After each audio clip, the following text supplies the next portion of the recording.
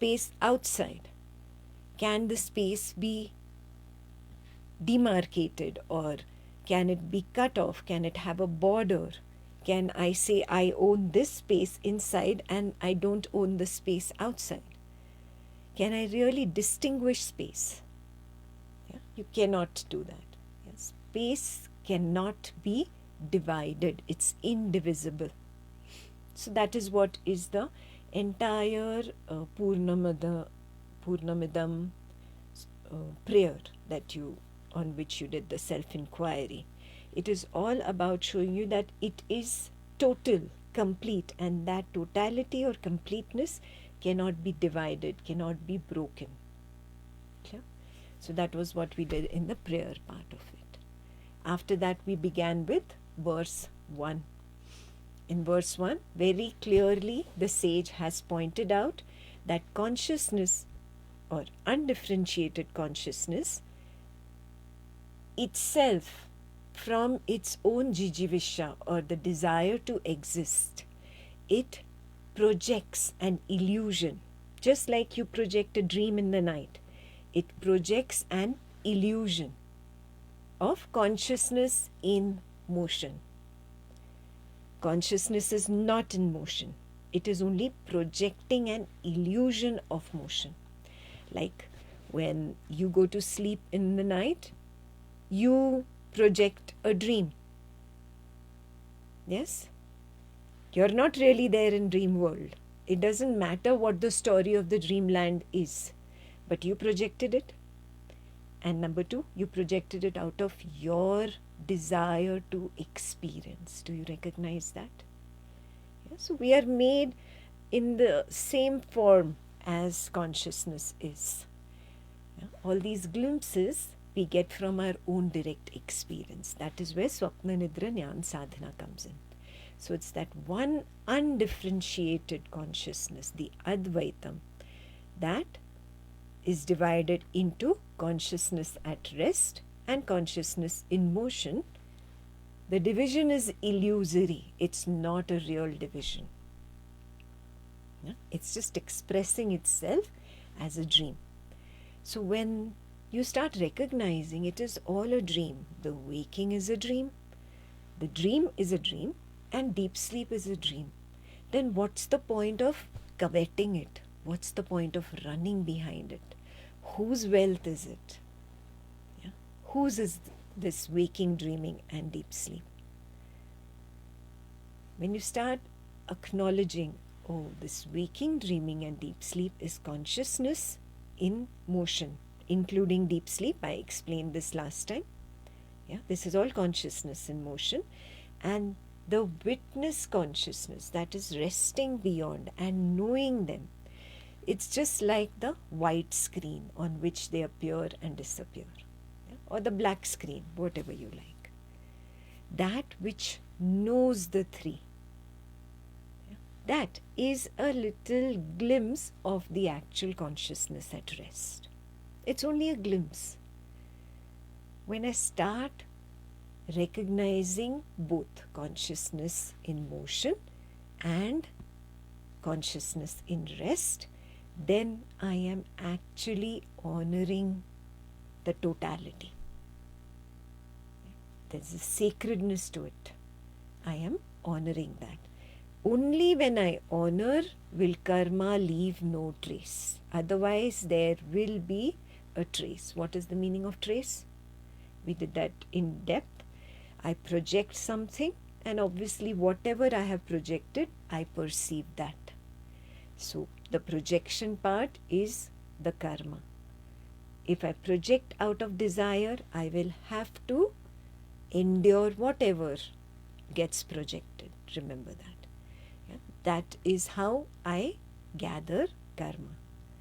But if I recognize this, that it is all consciousness's game, it's an illusion. There is no need to project a dream, because I will have to finally endure whatever happens in the dream. Then you start withdrawing. You acknowledge your own power of withdrawal. This is the little key point where karma will leave no trace for me. Ask yourself, am I there yet? Have I learnt to withdraw from the projection, the subtle projection, before it has manifested at the gross physical level? This is a little skill that every Advaitan learns on the path. And you're learning this skill only after you recognize consciousness at rest and consciousness in motion, and you honor both. You honor both. Honoring both means what? I am not ignoring one or the other. If I ignore consciousness at rest and I give importance only to the waking world, this is fun. There is a lot of activity, there is a lot of people there is a lot of money, friends, social life, work life. Oh, this is good. There is something happening here. So I give only attention to this and I ignore the background, that which is knowing all this. If I do this, it means I am betraying my own self. Next question for you. Ask yourself, am I still betraying my own self despite knowing this knowledge? Despite having gone through so many sessions, am I still betraying myself? So that sutra says, those who betray their own selves, they go to lightless realms. They are covered in blinding darkness. These are all poetic ways to say that you will go through karma. Simple. You indulge in the waking world, you will have to endure whatever comes from there. Simple. Whether it is pleasant or unpleasant. And soon an Advaitan recognizes, oh, even the pleasant eventually becomes unpleasant. How many of you started recognizing it? Pleasantness is only one single wave, and that wave just comes, peaks, and it disappears. How many of you realize this in your own direct seeing? Oh, there is only one moment of pleasure, and after that, it is only pain. That's when you start seeing, oh, there is only one arising at a time. Memory joins all these arisings, creates a wonderful story, a waking world story. See, I have a house, I have a car, I have such a loving family, I have such a great job, I have this, I have that. All this is weaved by memory. What is reality? Do I continuously see the story in front of me? No. The story is in the memory. In front of me, what is reality? Just the white canvas and one single arising in any given instance.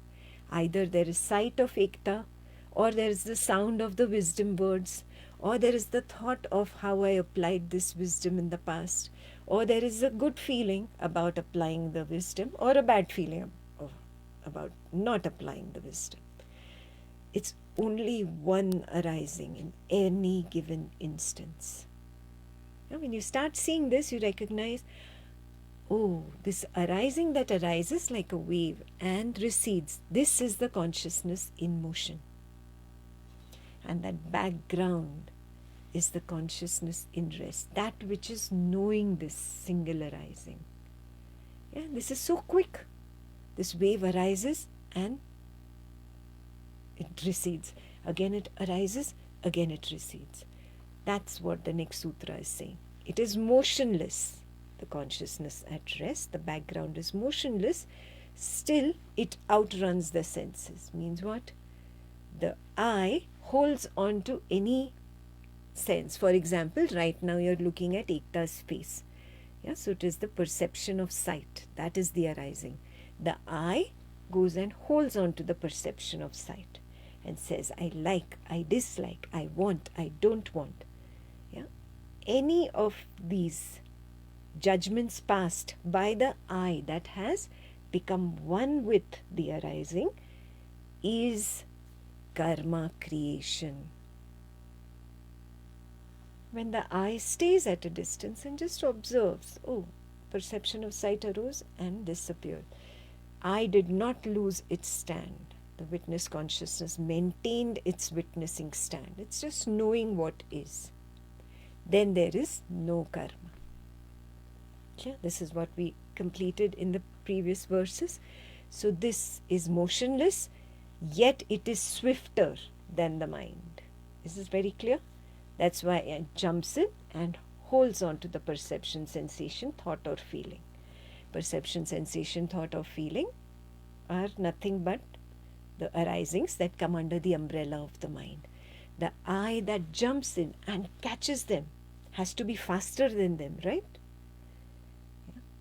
So it has the ability to be motionless and just witness it, and it has the ability of being swifter than the mind, holding on to it. Yeah. Recognize this. It is still, yet it outruns the senses. It is unmoving, yet it outpaces all. Yeah? The outpacing, the outrunning, the swiftness, all this is the dream part, the illusion part. That's where you begin with story creation. I am like this, he's like this, he should have not spoken like that to me, that should have not happened, this should have happened, blah, blah, blah, blah, blah. What have you done? You've taken all these arisings and sewn them together. You've created a continuous story. There. Now you will have to endure the karma phalam. Yeah? Because that was karma creation. So who's the wise one? Who recognizes, oh, this is silent, this is hidden. Can I stay at a distance from it?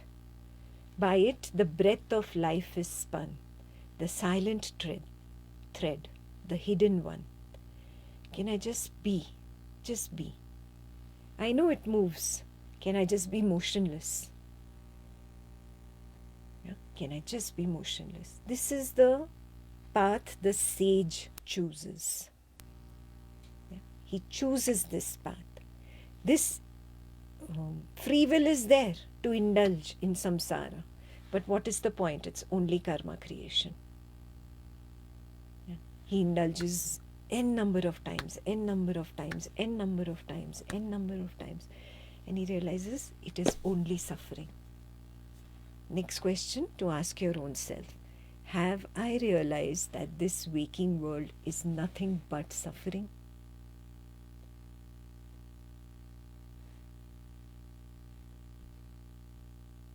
And that suffering is created because I want to indulge. Can I simply be?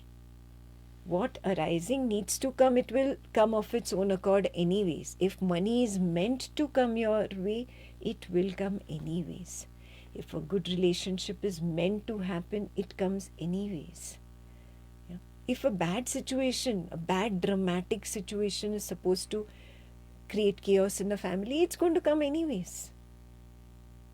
By me jumping in, neither can I get more of it or neither can I escape it.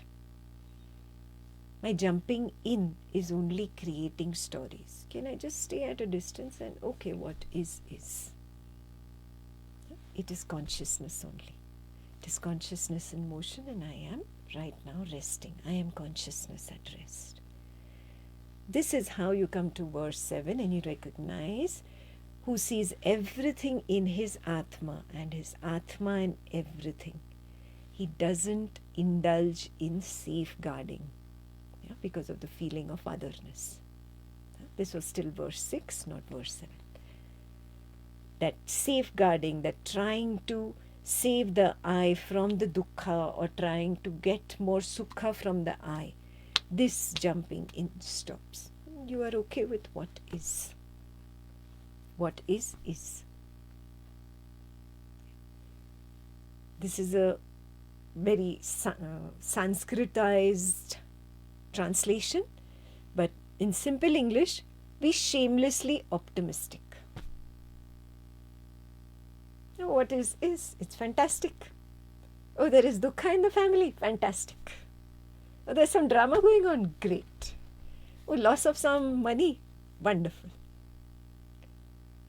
Good relationship, good friendship? Great. Everything becomes a straight line. You see this? There is no ups and downs. There's no jumping in. You're shamelessly optimistic. It's all consciousness. It's all consciousness. Every time some dukkha comes your way, some arising like this comes, and it's a not so pleasant arising, look at it and say, oh, I know you're here to fool me, but you are me only. You are consciousness in motion. I'm consciousness at rest. You cannot fool me. You cannot fool me. And then you see the impact of arising starts dying away. You cannot put a condition that first let the impact die away, then I will stop indulging. No. The impact dies away as a product of you not jumping in. This is the key that most Advaitans miss. They feel, no, let the impact die away, then I will stop jumping in. No. That is the product, automatic product of me not jumping in, of me staying at a distance and simply being with my own nature. My nature is only witnessing. I can only witness. I cannot do anything else.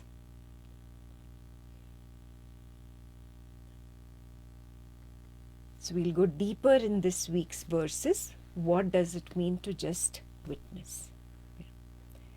So finally we came to this point where you start seeing in all bhutas, there is my own Atma only.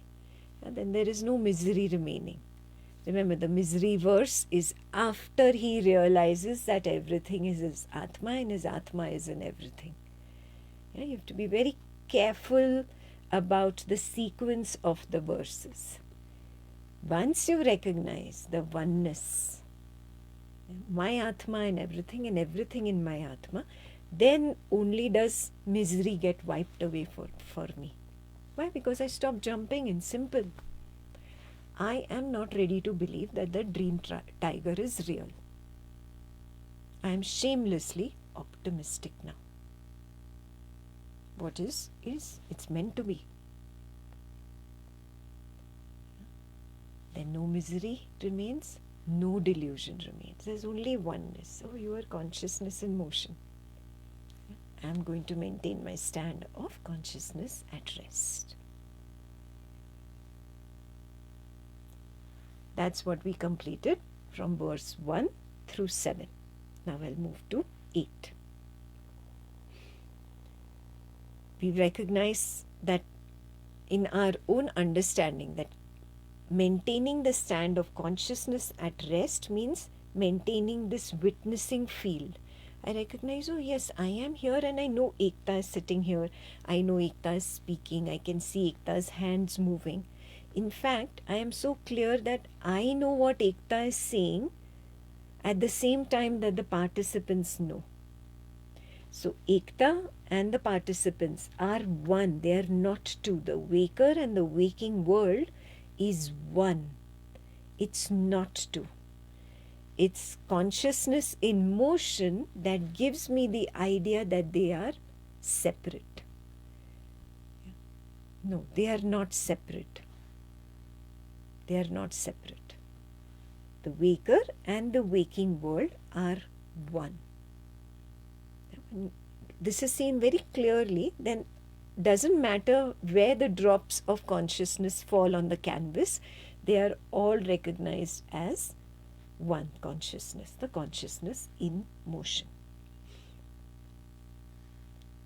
When this is recognized, it's very clear, oh, all these drops are only on that one single background, the background of witnessing. The witness knows Ekta, the witness knows Ekta's world at the same time. At the same time. They are not two, they are one. There is no external God.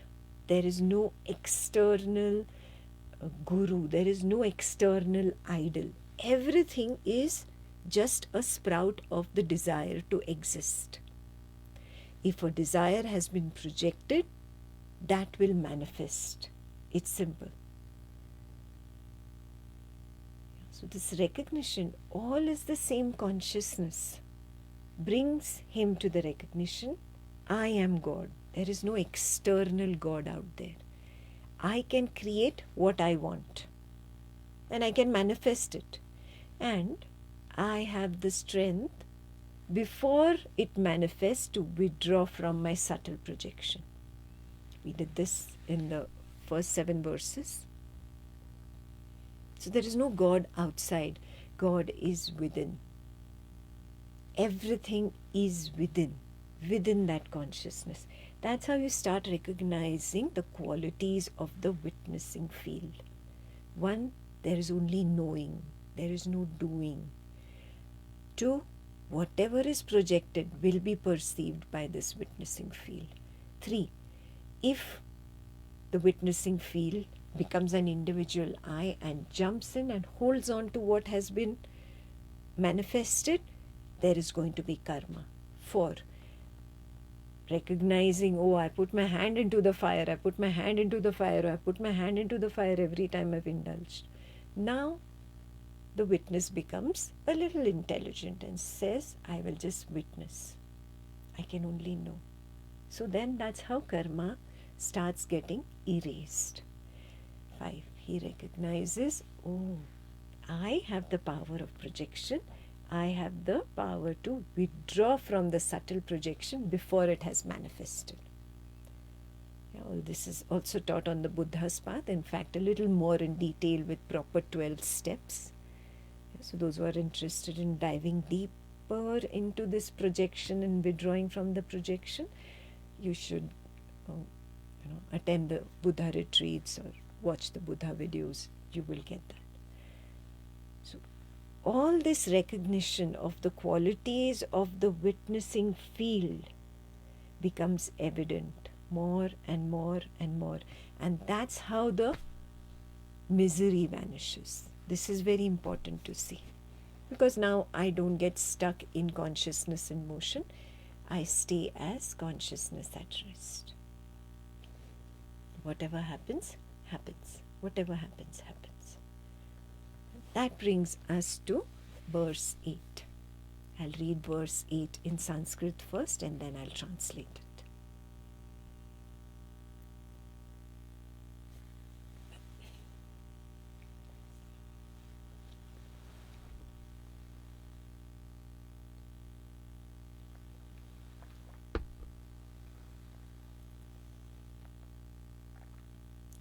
Verse 8.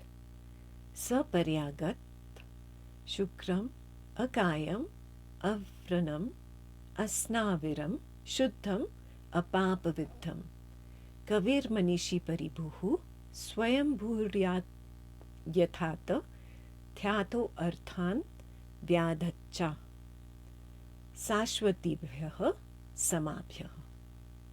The translation is, one who sees consciousness as all, including his Atma, he realizes a few things. Yes? And what are those few things? Those are mentioned as separate words. First is Paryagat. He recognizes, oh, I'm all-pervading. All-pervading means what? I can witness Ekta sitting, I can witness Ekta's hands moving, I can witness she is localized here. But what about me, who is knowing Ekta? Am I localized? Can I draw a border around me and say this is where the witnessing field, the witnessing field end? No, I cannot draw a border. Yeah? I am all pervasive. Means there is nothing in my awareness that is not in my witnessing consciousness field. And that is the meaning of Paryagat. You'll forget by the end of this verse what these individual Sanskrit words meant, so it's a good idea to write. Those who are not writing, it'll help you later. Let's start making notes. Yeah, so Paryagat is that all pervasiveness. Can I see it? Now this is fantastic translation, but that's not the aim in Jnana Sangha. In Jnana Sangha, we attempt to see it directly. So, what will you do in your own Swapna Nidra Jnana Sadhana? First, allow the waker to sit on the bed and recognize I am the witnessing field of the waker. Yeah. When you recognize, oh, I am the witnessing field, can I draw a border? Yeah. Can I see if there's a border, this is where the witnessing field ends? You will not be able to find a border. Yeah. Then allow the waker to lie down in this all-pervasive witnessing field. Recognize the waker turns right, turns left, turns right. This is not warm enough, this is not, pulls the blanket. Yes, all those things happen, heartbeat, breath. Yeah. And suddenly, poof, the sensation of the body is gone. But I still am. How many of you recognize this? The body has disappeared, but I still am, and I'm knowing some garbled thoughts. I don't understand. They're not sequential. They're not even properly, in a proper, sensible, coherent manner. They are not arising that way. They're garbled thoughts. They are faded. They are as if smudged. All these thoughts are coming up, but I cannot really understand. But I am. Otherwise, who's knowing them? Do you recognize this? The body is not. So the waker's body has disappeared. These garbled thoughts are like the dream. Yeah? Some people have verbal dreams, some people have visual dreams. Yeah? They are nothing but the dream. The waker's body has disappeared, but I still am. Yeah? There is a dream that is going on. Doesn't matter whether it is a nightmare, where there is some talk about some ghost going on, or the sight of a ghost. It doesn't matter if you are feeling all great and like a superhero, having a pleasant dream. It doesn't matter what the dream is. The content of the dream is not important. Yeah. What is important to recognize is, wow, the waker's body has disappeared, but I am still knowing whatever garbled thoughts and garbled images. That means I am all pervasive. I am there. I was there in the waking. I am there in the dream. How many of us have got till here? Waking and dream. Fantastic. Please make a note over there. I have recognized that I am all pervasive in the waking. I have recognized I am all pervasive in the dream. So you understand the first word, paryagat. Paryagat.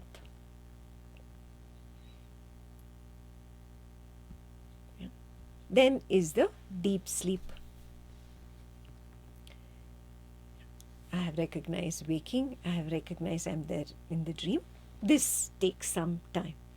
You have to overcome that conditioning that I am not there in deep sleep. Who's saying I am not there? Who's not there in the deep sleep? The waker is not there. When the waker comes back to the waking state, he says, I was not there. That is correct. The waker was not there. Even the dream character was not there.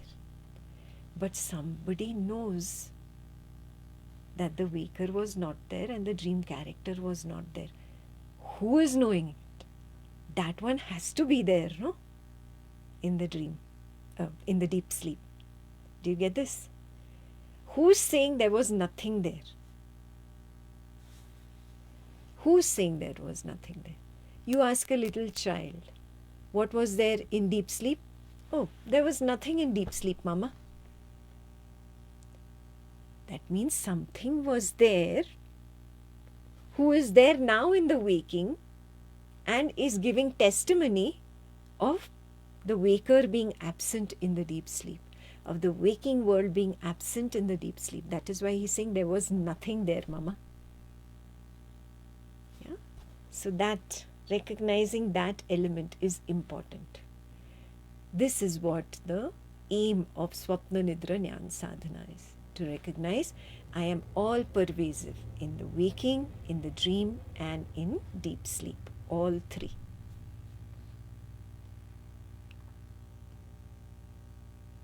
So question for yourself. Do I recognize this first word in this verse? Do I recognize I am Paryagat? That I am all pervasive. If not, then you are lagging behind and you must begin your Swapna Nidra Jnana Sadhana. There are already 2 books available on Amazon. You can order the books and start your regular SNGS commands. Yeah. It's only a matter of wiping away the old conditioning. You already see the truth. Okay? That is Paryagat. Then the others are simple once you recognize this first, because this is the most important. After this, the recognition is that I, the consciousness, am Shukram. Shukram means presence, a shining presence. Yeah. Till now I thought, oh, I am this localized body, mind, person labeled as Ekta. I thought this is what is my presence. But so many times in the day when some thoughts are coming and going, there is no Ekta, there is no body. Yeah? Like for now, you're listening to Ekta, you've forgotten about your body. But the moment Ekta spoke about the body, the feeling, the solidity of the body came back. Do you recognize it? How can it be possible?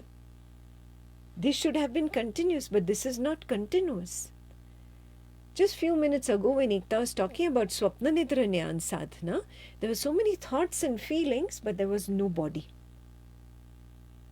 Yeah? I only assume in a story, I create that memory story that there is a continuous body. But there was no continuous body. There was only thought and feeling at that time. Oh, there is something else that is continuously present. Oh, this witnessing field is that, which is the shining presence. It's continuously present. That is why the poetic word shining has been given to it. Now, people who are on the Advaitam path don't understand this presence. They start meditating and now they're looking for a light. Let me find a yellow light, a blue light. That is the consciousness. No. Completely wrong. You've gone down the imagination path. It's okay, these stories are good for kids, but now we've grown up. There is no light, no yellow light, no blue light, nothing that you're going to see in your meditation. You're simply recognizing this presence. It's easier to recognize when the eyes are closed so that the waking world does not really distract. And when the waking world has disappeared, the waker also disappears, means this body arising goes away in the meditation. And just the witnessing field is there in which there are perceptions arising and falling. These perceptions just arising and falling, arising and falling, arising and falling. I had a moving picture of this. I don't know if I have it now.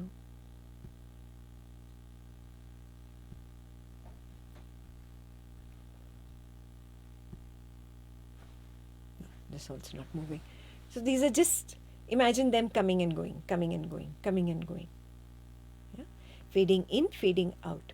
That's what is happening in your meditation. There is no body sitting there, felt continuously, permanently there. No, there is a presence that knows these arisings coming and going, coming and going, coming and going. That presence is Shukra. Simple. Yeah? That is the meaning of a shining presence. There is no light that you are going to see in your meditation, my dear.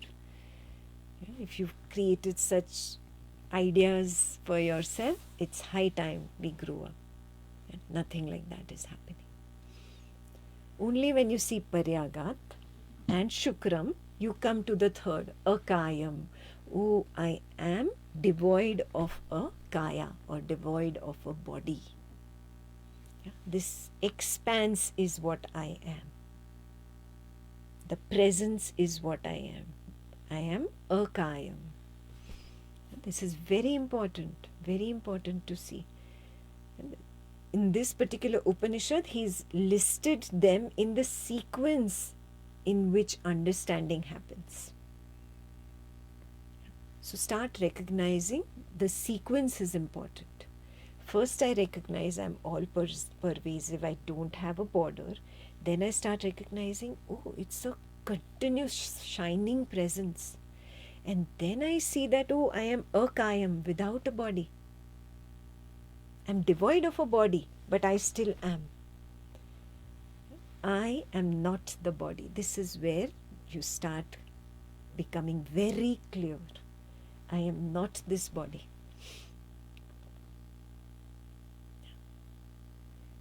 And to be honest here, without the recognition that I am not the body, your spiritual path has not even begun.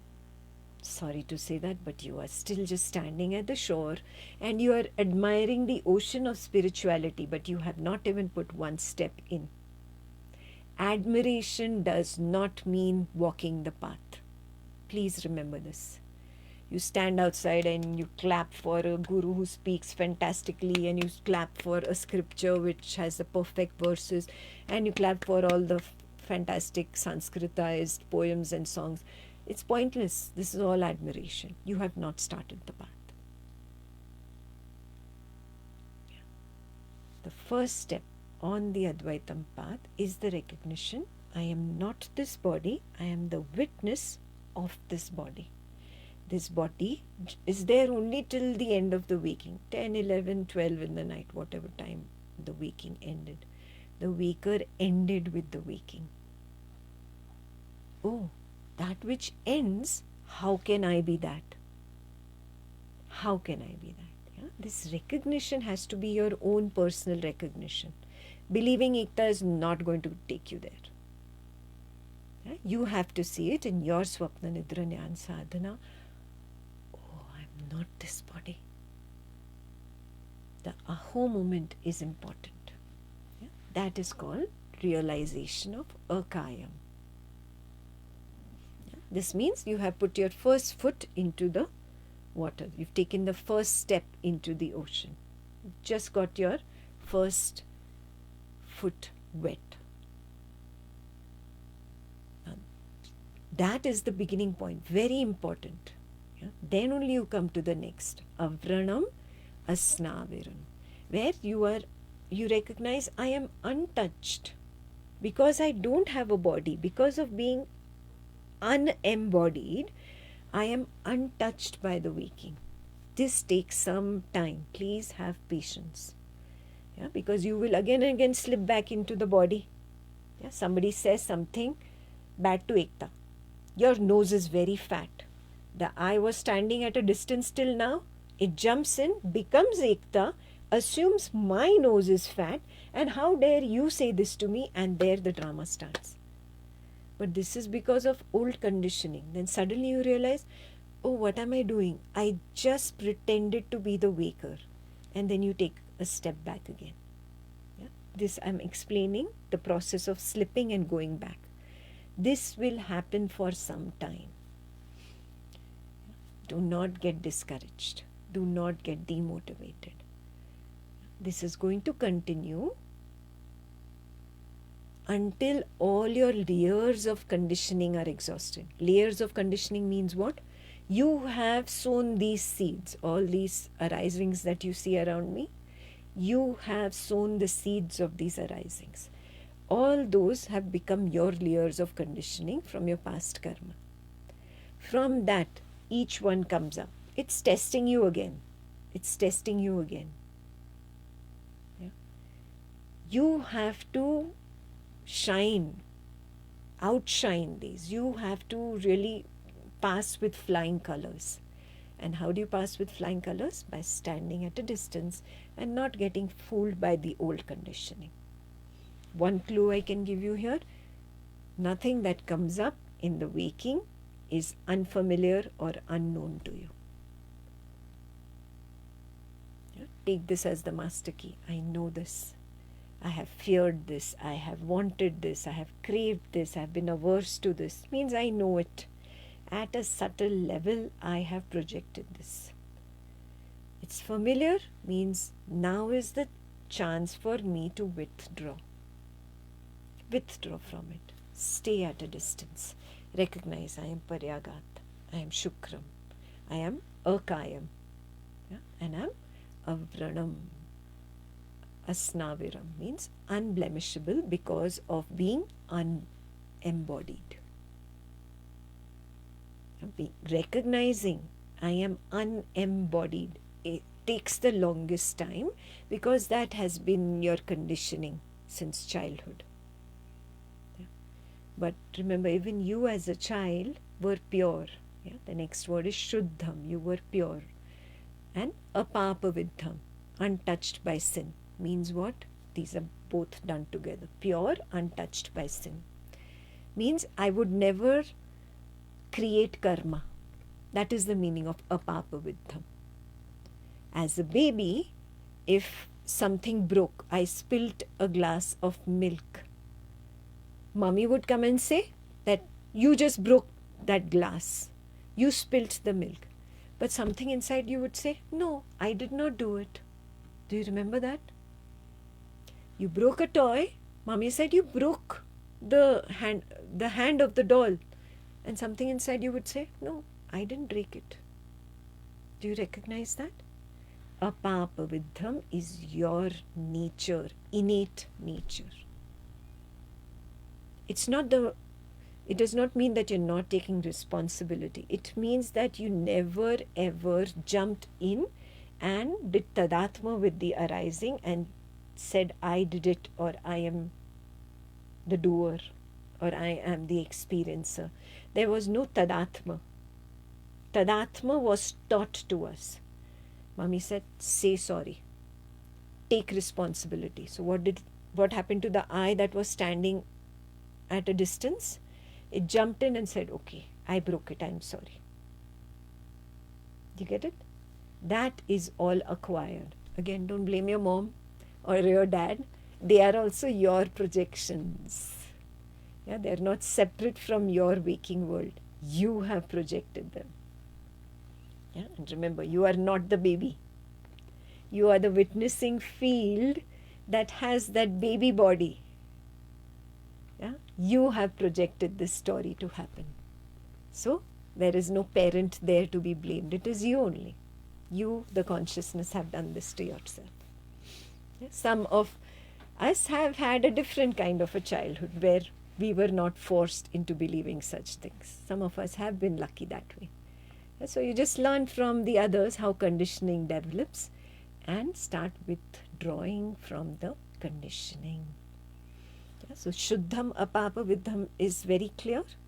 I am pure in my innate nature. I am pure and I have the ability to go back there by rejecting all my conditioning. Now I give you a very simple example. There are a zillion conditionings that happened after that. The teacher said, you are a good football player, or you are a duffer. You are not going to go ahead in life. You took that. Yeah, later on, the coach said something, you are great at this sport, or you're not good at this sport. You took that. You, whatever exams you gave, in some exams you got good marks and some you didn't. You took that. Yeah, so you built your conditioning. Wherever the I jumped in and grabbed onto a moving arising, it developed its own conditioning.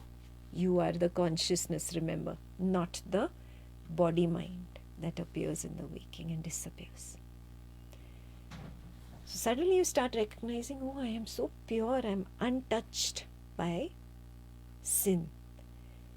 When all this becomes your own recognition in your own personal situation, not in a Sunday class with Ekta, that's pointless. In your own situation, you start recognizing, oh, this is conditioning from mommy, this is the conditioning from daddy, this is the conditioning from society, this is the conditioning from friends. I start recognizing and I start distancing myself. I start becoming my own true nature. I stop betraying my own true nature of apapavidham. Apapa, devoid of sin.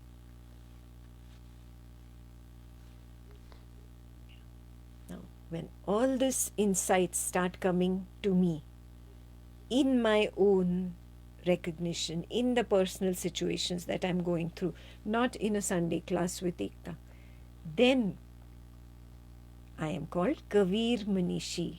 Yeah? I am the insightful one because insights come to me. Now, if after a long period in Advaita Vedanta and on the Buddha's path, if after a long period you've been here years and years here and you're still not getting insights, then some of the Yogis like Nisargadatta Maharaj, Ramana Maharshi say that then you are a little dim-sighted. What does dim-sighted mean? Not that you will never get there. It just means you have to work harder than the others. Yeah, people are giving 6 exams, you give 10 exams. People are watching 1 or 2 knowledge sessions a week, you do 4 or 5. And this should be your priority. And some who are totally lost in this world, who consider money, name, fame, gain, relationships, sex, marriage, friendship, all that as more important than the spiritual path, then you should recognize it's not for you. If you think, oh, that is more important, then there is a lot of impurity that you will have to first endure. Yeah? So those who think that, no, I have to make spiritual path my number one priority, work on your inner purity. Recognize you are Shuddham, Apapavidham. And those who are even reluctant to try to walk the path of purity, I would really suggest don't apply for Gurukul. It's a lot of work for me to check individual journals. I don't think you are ready. Apply for Gurukul only if you're very serious about your purity. Very serious. That okay, in the past I was impure, that was ignorance. I was a stupid little kid who didn't know what was right. The body must have grown up, but I was not mature. Now I want to walk the path of purity. Only if you have that intention, then join Gurukul. Otherwise, please don't. You're really taking away a lot of time from some other student who could be serious about his path. Yeah, and it's a lot of work for me to check journals. So only if you feel that yes, purity, inner purity at any cost is my number one priority, then only should I apply for Gurukul. Clear? So if you've started recognizing even a few insights, I am not the body, I am not the mind, I recognize so clearly I am something more, then you are not dim-sighted. Has this become clear? Then you are Kavir Munishi. Ask yourself, do I have even a few insights? Beginning level insights? Do I recognize I'm the witness of the body? Even if it's just one glimpse here, one glimpse there. Yes, if I have that ability to recognize, that means I have the ability to purify myself further and get over the conditioning of this waking state. Yeah, that means you are Kavir Minishi. Means you will be able to walk the path of direct seeing. The next line, I'll do the entire next line together. Paribhuhu swayambhur yatha tatha tyatho arthan vyadadhacha sashvatibhyaha samabhyaha. On the Advaitam path, this has been translated as there is some indwelling self-God that manifests everything. So then people sit and meditate and are trying to look for Vishnu and Brahma and Krishna and Rama, and they create all these ideas. It gets very difficult, very difficult. Yeah, that is mistranslated. It's mistranslated. The clear translation of this is the consciousness at rest manifests various roles to consciousness in motion. And those roles are what are being manifested.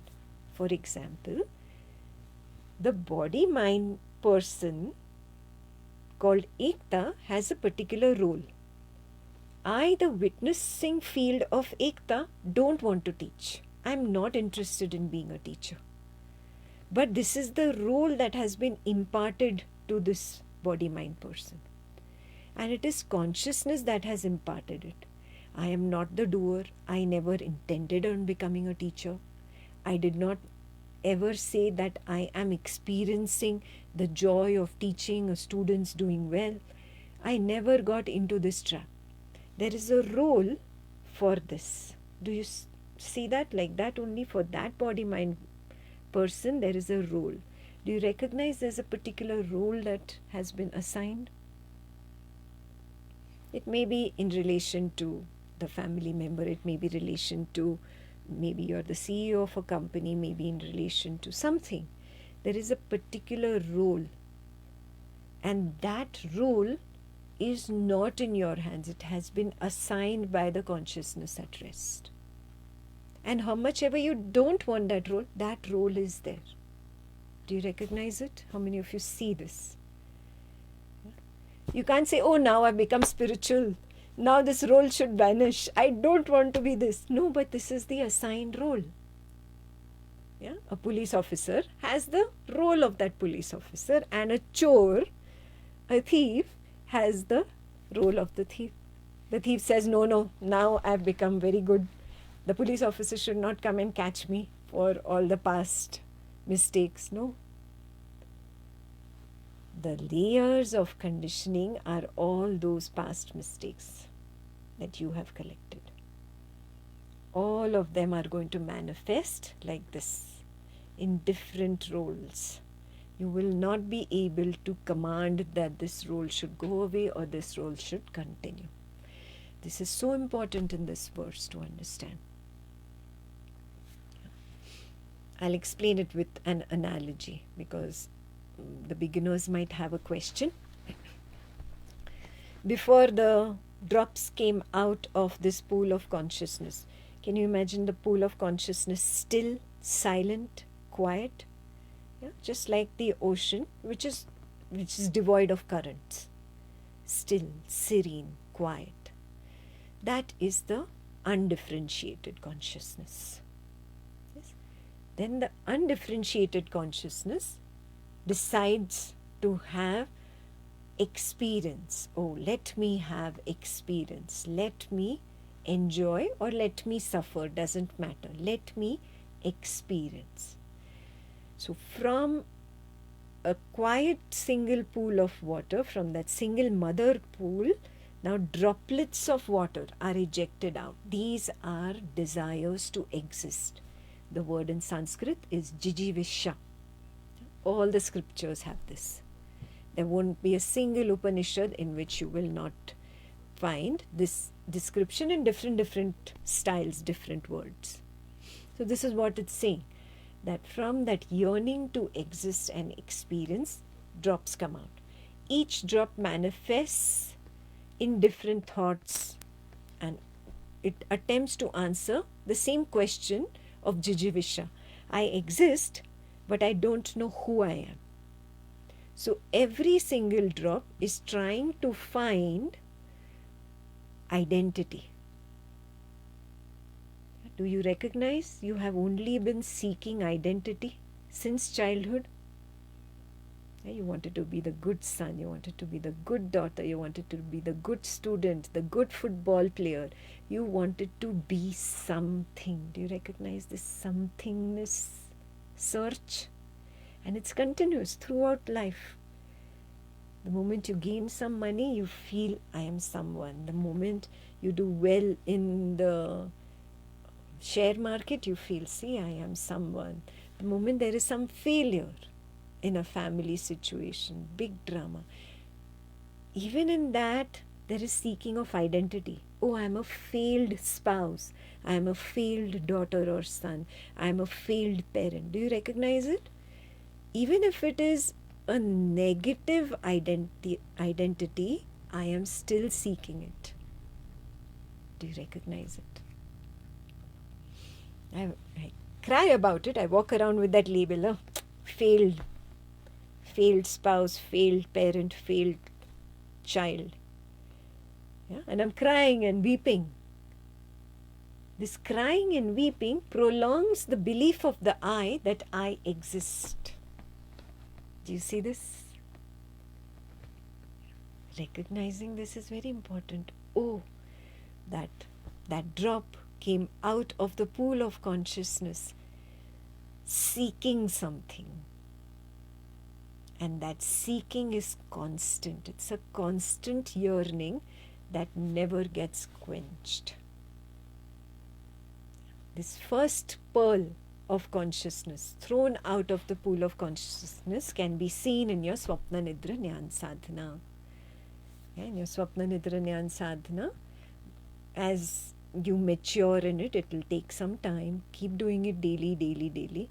You will come to a point when from deep sleep, you will recognize suddenly the sense of being coming up. I just exist, just that sense.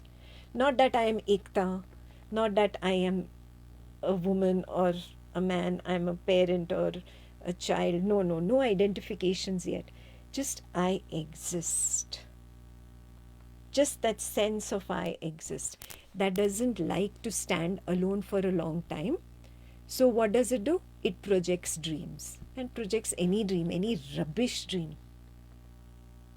Whether it is a nightmare or it is a wonderful dream, it doesn't matter. It just projects a dream so that the I can hold on to something. Tadatma can happen. Yeah? This is how the I holds on to this or that. The I jumping in, holding on to this and that, is called Tadatma. Yeah? Sanskrit word Tadatma, becoming one with it. Yeah? The seeking for identity begins in the dream. But if you're really aware and you've been practicing Swapna Nidra Jnana Sadhana for a long time, you will start seeing it standing alone right out of the deep sleep state. It's standing alone for a moment. It doesn't like to stand alone, and immediately it projects a dream. This is a key point to see. You can see it yourself. Yeah? You can see it yourself. In your own Swapna Nidra Jnana Sadhana, you don't have to believe Ekta blindly. Then you will understand, oh, this first drop coming out of nothingness can be recognized. Yeah? That is the I sense. Yeah? Then this drop further breaks into dreams. This is how it breaks into dreams, and the dream content is not important. All rubbish dreams also are there. Yeah? Don't bother about the content. Just the recognition, oh, there was nothing. I still was there, and now there is something, the somethingness of dream. I am still here. That recognition is very important. Then you come to the waking, and very clearly you recognize, oh, that which was there in the dream, in the waking, is there here now. When you finally come to this recognition, you come to the culmination of this verse. You recognize, oh, I am Turiya. Turiya means the fourth. I am not the waker, I am not the dreamer, I am not the deep sleeper. I am the fourth. The fourth that is knowing each of these. I am knowing each of these. That means I am the fourth, Turiya. This recognition, this is like the cherry on top of the cake. Now you have understood how consciousness at rest, which is Turiya. Right now Turiya is just the reflection of primordial awareness, yeah, or pure consciousness. So that consciousness at rest, how it has projected consciousness in motion. You become very clear. And with different roles. That is important. Different roles are there. And they cannot be changed. So that completes this verse. Yeah. Verse 8 is long, but it has a proper sequence of how direct seeing happens. In short, of course, it's not the entire path given, but all these words, I showed you how you come from the wrong belief of I am the body to I am not the body to I am all pervasive to I am the shining presence to the recognition, oh, I am unembodied, and that which is unembodied cannot have a blemish, cannot be touched. Aha, all this, not just this body, but all these bodies are nothing but projections. and projections with assigned roles. And they come from Turiya, or consciousness at rest, which is right now just a reflection of pure consciousness.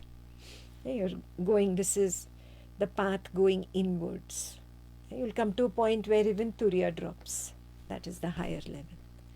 But in this one verse, it's a short summary of the inward turned path. Those who like Sanskrit, it's the path of Nivritti, or Brahman Satyam. Clear? So now from verse 9, 10, 11, we'll now detail the Brahman Satyam path, the Nivritti path. Yeah? And then the rest of the verses are again the outgoing path, the outward turned path. Because it's not complete, huh? You have to go in, recognize I am Brahman, but your journey cannot stop there. Yeah? And if it stops there, then you're a failed yogi. Yeah? Therefore, there are many examples of fallen yogis also out there. They stop there. No, that is wrong. Now you have to come out. That is the path of pravritti, the outward turned path, or the path of seeing Jagat Mithya. Oh, this world is only an illusion. That happens after the inward turned path is complete. So verse 9, 10, 11, we'll do the inward path, and then we'll do 12 onwards, the outward path. Okay. I just gave you a short summary of this weekend. So I'll take a 5 minutes break. I'll give everybody a 5 minutes bio break. If you want to take a break, or just sit and make a little note. Have I reached there? Yeah, and if not yet, then it's time to begin Swapna Nidra Dhyan Sadhana. I'll see you in 5 minutes for verse 9.